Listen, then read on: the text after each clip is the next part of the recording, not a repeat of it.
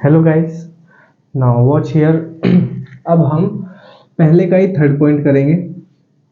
ध्यान दीजिए, प्रत्येक मीटर की खुदाई के बाद एक कुआं खोदने में आई लागत, जबकि प्रथम मीटर खुदाई की लागत 150 रुपये है और बाद में प्रत्येक मीटर खुदाई की लागत 50 रुपये बढ़ती जाती है। ये भी बताना है हमें एपी है या नहीं। ओके, देखो फिर दोबारा से अगर हम गड्ढा ही बना लें, गड्ढा खोदा जा रहा है। देखो सवाल को ध्यान से पहले पढ़ो। If you read carefully definitely you will understand. देखो सवाल में क्या कहा बाबू के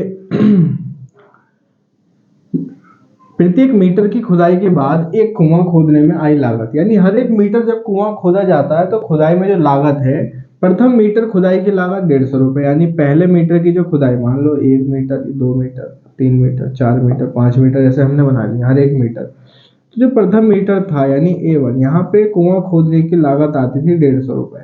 प्रथम मीटर मतलब यहाँ से यहाँ तक। उसके बाद दूसरे मीटर पर जब जाते हैं, आगे बोला कि बाद में प्रत्येक मीटर खुदाई की लागत 50 रुपये बढ़ती जाती है, यानी कि यहाँ पे 50 रुपये बढ़ जाएगी। तो बढ़ जाएगी तो A1 के बाद यहाँ पे A2 कितना होगा, 150 रुपये, तो ये हो गया इतना और 50 रुपये और बढ़ गया, प्लस में 50 बराबर में कितना हो गया 200 रुपये। इसी तरह से फिर 1 किलोमीटर और खुदाई होती है तो 50 रुपये और बढ़ जाते हैं, यानी अब यहीं से अगर मैं A3 निकालूं तो इतना हो गया 200 रुपये प्लस 50 रुपये अतिरिक्त एक्स्ट्रा लग जाता है, यानी कि 200 प्लस में 50 कितना हो गया 250, 250। फिर 1 किलोमीटर और खुदाई होती है तो 50 रुपये और एक्स्ट्रा लग जाते हैं, यानी अगर मैं A4 निकालूं चौथा पद तो इतना रुपये, इतनी खुदाई का कितना रुपये लग रहा है 250 ये और प्लस में 50 रुपये और इक्वल्स टू कितना आ गया 300 आ गया।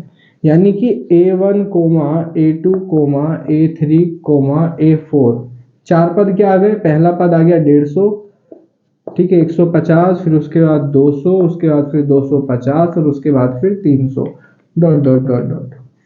ऐसे ही दिख रहा है एपी है, क्योंकि सब में देखो 50-50 का गैप है, लेकिन हमें फिर भी हमें ये करके बताना है। कैसे बताएंगे, सार्वंतर निकालेंगे।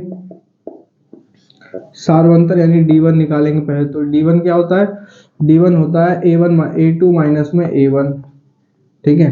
D1 माने पहला अंतर, तो A2 क्या है 200, A1 ये है, 200 में से 150 घटा दो, 200 माइनस में 150 कितना आ गया 50 आ गया।